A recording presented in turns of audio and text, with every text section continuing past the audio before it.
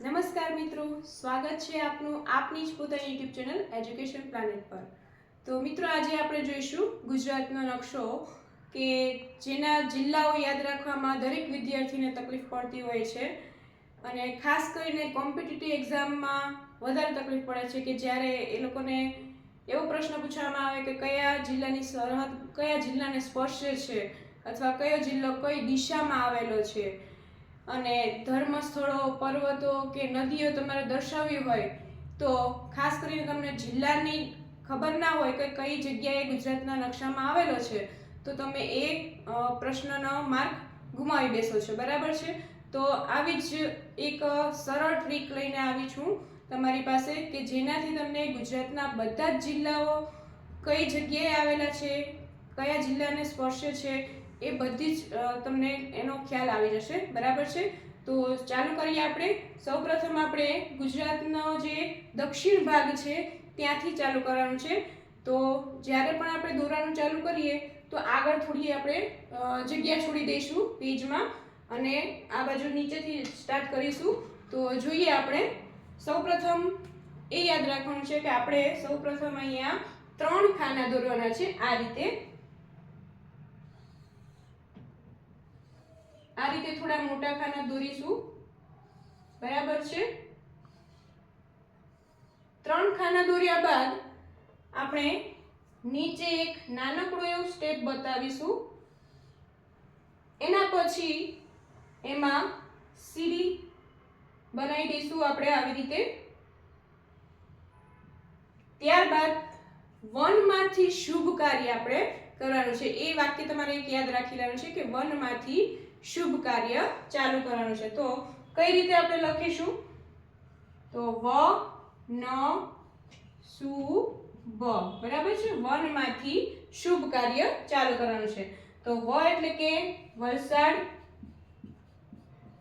ન એટલે કે નવસારી, સુ એટલે કે સુરત, ભ એટલે કે ભરૂચ અને આપણને બધાને ખ્યાલ છે કે ગુજરાતનો સૌથી નાનો જિલ્લો કયો છે? ડાંગ। તો સૌથી નાની જે જગ્યા અહીંયા આપણને દેખાય છે ત્યાં શું લખીશું આપણે? ડાંગ લખી નાખીશું। અને સુરતની નદી કઈ છે આપણને ખ્યાલ છે તો કે તાપી। એના પછી ભરૂચ, તો ભરૂચની નદી કઈ છે? નર્મદા। તો અહીંયા લખીશું આપણે નર્મદા। તો મિત્રો, અહીંયા 7 જિલ્લાઓ તમને ખૂબ જ આસાન રીતે, ખૂબ સરળ રીતે તમને યાદ રહી શકે, બરાબર છે। તો સૌપ્રથમ શું કરીશું? 3 ખાના દોરીશું, પછી છેલ્લે નીચે એક સ્ટેપ બતાવીશું, એના પછી સીડી ડ્રો કરીશું, વનમાંથી શુભ કાર્ય વલસાડ, નવસારી, સુરત ને ભરૂચ। એના પછી અહીંયા બતાવીશું આપણે ડાંગ, પછી સુરતની નદી તાપી અને નર્મદા, બરાબર છે। તો આટલું કર્યા બાદ હવે આપણે કરીશું અહીંયા અર્ધવર્તુળ ડ્રો કરવાનું છે। અર્ધવર્તુળ ચાપ ડ્રો કરવાની છે આ રીતે।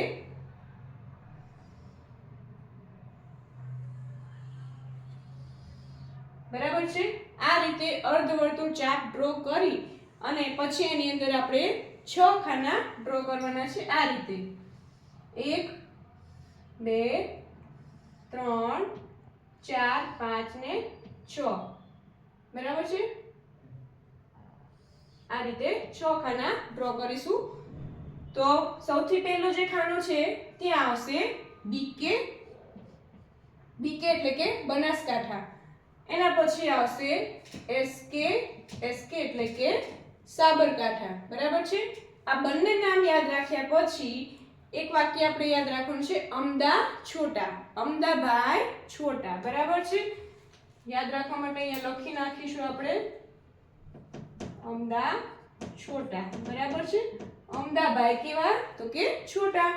તો અહીંયા આવશે અ એટલે કે અરવલ્લી, એના પછી મ એટલે કે મહીસાગર, પછી છે દા તો આવશે દાહોદ, એના પછી છોટા તો છોટા ઉદેપુર, બરાબર છે। આ રીતે 6 જિલ્લાઓ 6 ખાના પાડીને બતાવીશું। એના પછી શું કરવાનું છે? તો એના પછી આપણે એની નીચે 6 ખાનાની નીચે 5 ખાના આ રીતે ડ્રો કરીશું. અહીંયાથી આપણે પાડી દઈશું. બરાબર છે. હવે દોરીશું આપણે 5 ખાના. 1 2 3 4 ને 5. હવે એમાં આપણને ખ્યાલ છે કે બનાસકાંઠાની પાસે ત્યાં નીચે શું આવેલું છે? પાટણ. તો અહીં લખીશું આપણે પાટણ. પાટણની બાજુમાં શું આવેલું છે? તો કે મહેસાણા. બરાબર છે. મહેસાણા. અને એના પછીના જિલ્લા યાદ રાખવા માટે એક વાક્ય છે ગાંધી ખેડે પંચમહાલ. અહીં આપણે લખી શકીએ ગાંધી ખેડે પંચમહાલ. બરાબર છે. તો ગાંધી એટલે કે ગાંધીનગર, ખેડે તો કે ખેડા અને પંચમહાલ. બરાબર છે. અહીંયા આવશે પંચમહાલ. તો આ રીતે ઉપર 6 અને નીચે 5 જિલ્લાઓ આપણે બતાવ્યા. હવે આપણને ખ્યાલ છે સૌથી મોટો જિલ્લો ગુજરાતનો કયો છે? કચ્છ. તો એના માટે અહીંયા આપણે આ રીતે કંઈક ડ્રો કરીશું. સૌથી મોટો જિલ્લો આ રીતે કચ્છ ડ્રો કરીશું, જેની અંદર આપણે લખી શકીએ અહીંયા કચ્છ. બરાબર છે. એના પછી મિત્રો આપણે ગુજરાતનો નકશો તમે જોયેલો જ છે, તો એનો આકાર નીચેથી કેવો છે એવો આકાર આપણે અહીંયા ડ્રો કરી દઈશું.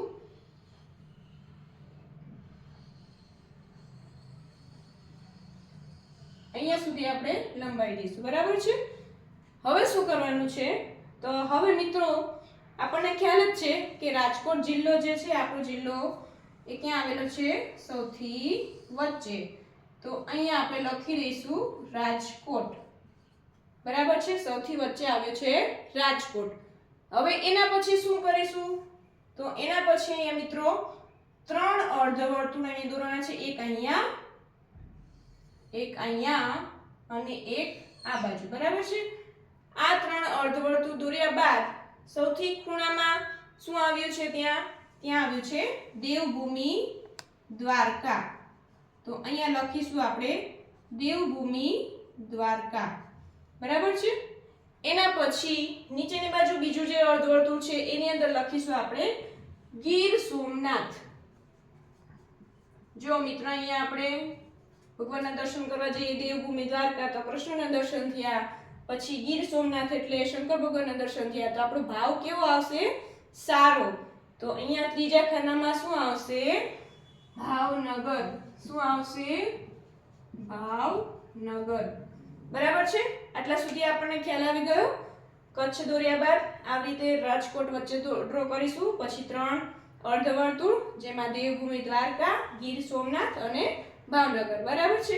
એના પછી આ જે અર્ધવર્તુળ છે એને ને આને બંનેને જોઈન્ટ કરી દઈશું આપણે. 3 આવી રીતે લાઈન ડ્રો કરશું અને ચોથી લાઈન આપણે અહીંયા એક ડ્રો કરીશું. બરાબર છે. હવે એની વચ્ચે પણ એક લાઈન આપણે ડ્રો કરી દઈશું. અહીંયા એક અહીંયા અને એક અહીંયા. બરાબર છે. હવે શું કરીશું? તો હવે મિત્રો મોથી ચાલુ કરવાનું એટલે કે મોરબીથી ચાલુ કરવાનું છે. અહીંયા આવશે મોરબી. એક વાક્ય યાદ રાખવાનું છે મોજા પોરના. મોજા કેવા? પોરના. તો મો એટલે કે મોરબી, જા એટલે કે જામનગર. બરાબર છે. પોર તો અહીંયા આવશે પોરબંદર. હવે મોજા પોરના છે તો કેવા કહેવાય? જૂના કે નવા? તો એમાં આવશે જૂના. મોજા પોરના કેવા? જૂના. તો જૂના એટલે કે જૂનાગઢ. બરાબર છે. એના પછી આપણને ખ્યાલ છે મિત્રો કે રાજકોટની નીચે અહીંયા શું આવેલું છે? અમરેલી. બરાબર છે. તો અહીંયા બતાવીશું આપણે અમરેલી. અને આ જે લાઈન છે એ મિત્રો અહીંયાથી આપણે કરીશું. આ એક લાઈન અહીંયા ડ્રો કરી અને પછી આ બાજુ કરીશું. બરાબર છે. તો અમરેલીની બાજુમાં આવશે અહીંયા બોટાદ. બરાબર છે. બોટાદ. અને અહીંયા એક છેલ્લો જિલ્લો જે છે અહીંયા આપણે સાપ જેવું ડ્રો કર્યું અહીંયા એટલા માટે એને સુરેન્દ્રનગર નામ આપીશું. શું આપી દઈશું? સુરેન્દ્રનગર. બરાબર છે. એના પછી અહીંયા જે આપણે ખાલી જગ્યા રાખી છે ત્યાં એક જિલ્લો આવશે, અહીંયા આવશે વડોદરા. કયો આવશે? વડોદરા. અને એની બાજુમાં આવશે અહીંયા આણંદ. શું આવશે? આણંદ. અને સૌથી છેલ્લે એક જિલ્લો બચ્યો છે જેનું નામ છે અમદાવાદ. બરાબર છે? અમદાવાદ ક્યાં કરીશું? અહીંયા છેલ્લો એક જિલ્લો છે ત્યાં કરીશું. આપણને ખ્યાલ છે અમદાવાદ આવડું મોટું નથી, આપણે પ્રમાણ માપ દ્વારા નથી દોરેલું. બરાબર છે? તો પ્રમાણ માપ જોતા નહીં. અહીંયા ખાલી આપણે એટલું જ યાદ રાખવા માટેની ટ્રીક છે કે કયો જિલ્લો કયા જિલ્લાની બાજુમાં આવેલો છે, કઈ દિશામાં આવેલો છે. બરાબર છે ને? એક પછી એક આપણે એ જિલ્લાના નામ પણ આપણે એમાં યાદ રાખી શકીએ એના માટે તમને બતાવેલું છે. બરાબર છે? તો નાની મોટી સાઈઝ કે પ્રમાણ માપ જોવા રહેશો નહીં. તો ફરી એકવાર આપણે જોઈ લઈએ. એની પહેલા અહીંયા જે બીકે મેં લખેલું છે, બીકે એટલે કે બનાસકાંઠા, એમાં હમણાં જ હાલમાં જ એક જિલ્લો બહાર પડ્યો છે, વાવ-થરાદ. બરાબર છે? તો એ જિલ્લો આપણે અહીંયા લખી નાખીએ. બનાસકાંઠામાં 2 ખાના કરીશું. અહીંયા બીકે લખ્યું તો બરાબર જ છે, બીકે, અને એની બાજુમાં એ લખીશું વાવ-થરાદ. બરાબર છે?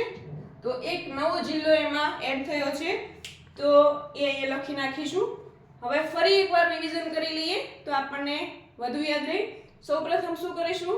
તો અહીંયા 3 ખાના દોરીશું.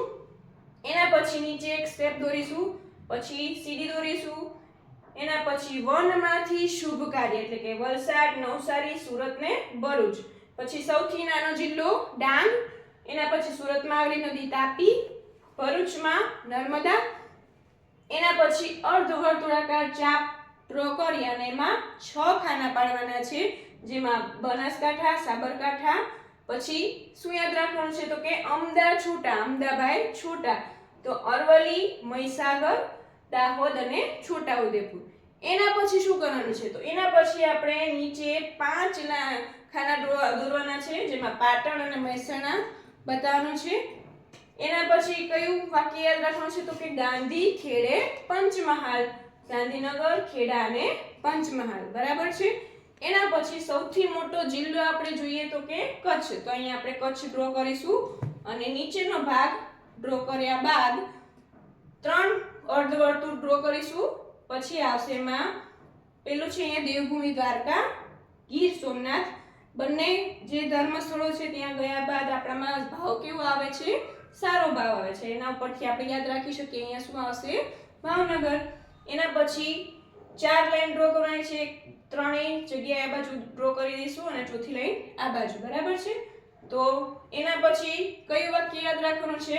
તો કે મોજા પોરના. મો એટલે કે મોરબી, જા એટલે કે જામનગર, પો એટલે પોરબંદર, અને મોજાપોરના કેવા હોય? જૂના.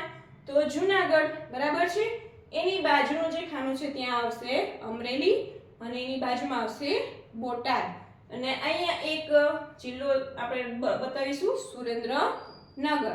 આ બાજુની જે જગ્યા છે એમાં 2 ખાના પાડીશું, એક અહીંયા વડોદરા અને એની બાજુમાં આવશે આણંદ.